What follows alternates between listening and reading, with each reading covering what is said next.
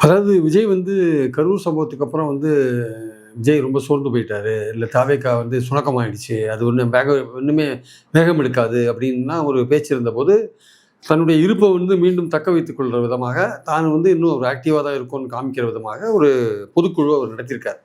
So அந்த அந்த கட்சி வந்து அவர் பின்னாடி சாலிடா இருக்கு. அந்த கரூர் சம்பவம் வந்து அவங்க மத்தியில எந்த விதமான பாதிப்பையும் ஏற்படுத்தல. அவங்க விஜய் பின்னாடி சாலிடா இருக்காங்கன்றது தான் அடிப்படையான விஷயம். அந்த ரசிகர்கள் சாலிடா இருக்காங்க.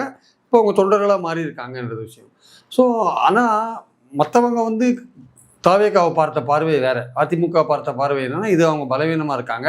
இந்த சமயத்தில அவங்கள வந்து நம்ம பக்கம் இழுக்கிறதுக்கான வாய்ப்புகள் இருக்குன்னு அவங்க பலவிதமான அ இத வலைய வீசி பார்த்தாங்க ஆக்சுவலா.